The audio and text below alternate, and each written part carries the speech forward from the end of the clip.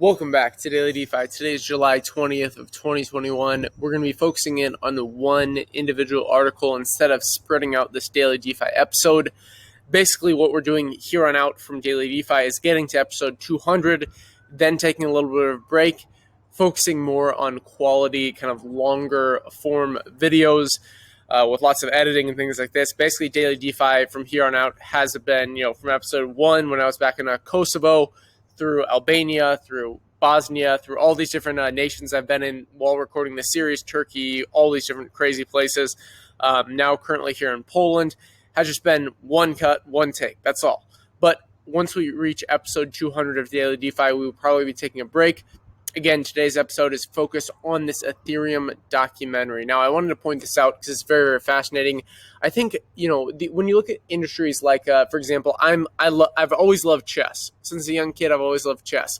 Now, how do you gain mass adoption in chess? Well, this is through media, right? So media typically spends their time focusing on things that are not actually worth value versus you saw something like the Queen's Gambit gained mass adoption for chess, right? This piqued people's interest because it wasn't a documentary, but it was essentially a Netflix series focusing on chess, a very interesting series. I highly recommend. Queen's Gambit is incredible.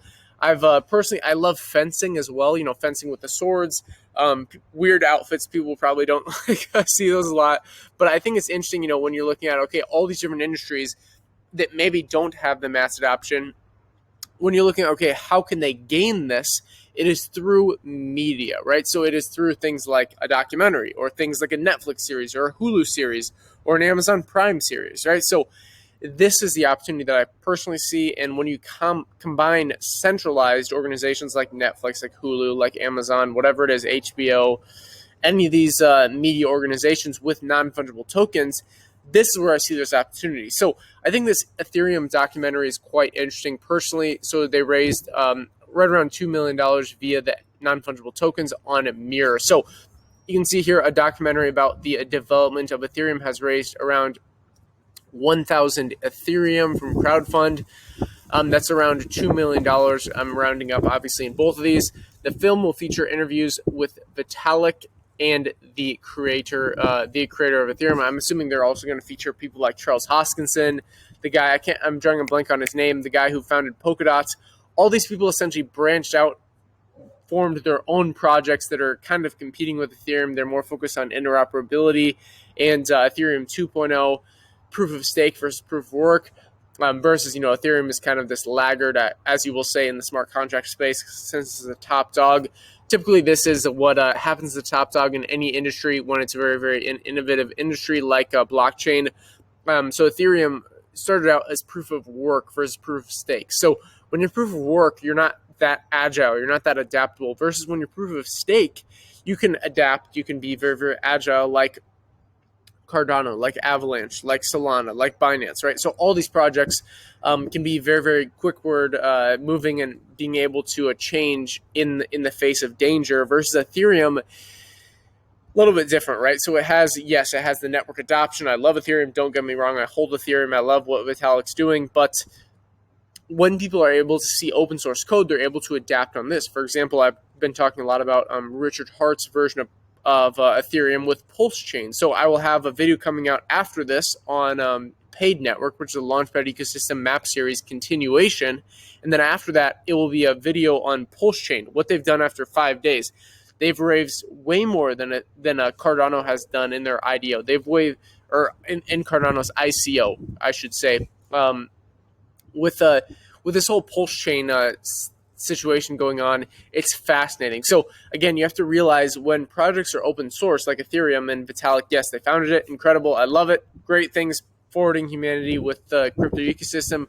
But when you realize this, you also understand that, when this is open source, you can have other people innovate on top of it, and that is only beneficial, right? So you shouldn't get mad about that. You shouldn't go, hey, I'm an Ethereum maximalist. No, you should be open-minded, right? So as Abraham Lincoln says, let's go back to history, right? Let's go beyond just this past 24 hours and let's look at the past 10,000 years. Abraham Lincoln says, learn from everybody, even if it's what not to do. So, hey, even if you disagree with Richard Hart, even if you disagree with Vitalik, even if you disagree with Roger Ver, even if you disagree with Satoshi, even if you disagree with Trump, Joe Biden, whoever it is, right? Learn from them, even if it's what not to do, right? So be curious. That's the one thing I want to focus on in this video. So a production company called Optimism has raised around 135,000 Ethereum for the documentary about the developments, and at the moment it's nearly around $2 million. According to the filmmakers, Ethereum The Infinite Garden will feature the interviews with Vitalik Buterin, the creator of Ethereum, as well as Aya Miyaguchi, who runs the Ethereum Foundation. I apologize if I mispronounced that name. So that's, I don't want to focus too much longer in these Daily DeFi episodes. Like I said, we're basically going to move towards Daily DeFi 200 and then take a little pause from the series. But I've been doing this for a long time, so I did want to cover this article. I found it very, very interesting and wanted to post it today on the 20th. Obviously, yes, I am recording this on the 9th, the 19th of July, the night of this day. Okay, so what I was trying to say is the night of July 19th.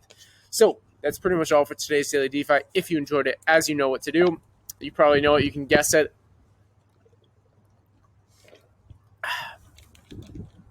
What is it?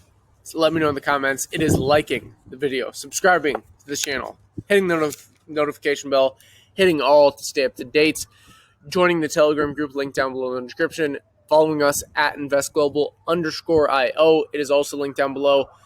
This actual article will be also linked down there. So that's all for today's DeFi. If you enjoyed it, again, like, subscribe, button, all. Let me know in the comments if you have any questions. Join the Telegram group. Follow us on Twitter at investglobal_IO. Invest Global. And until next time.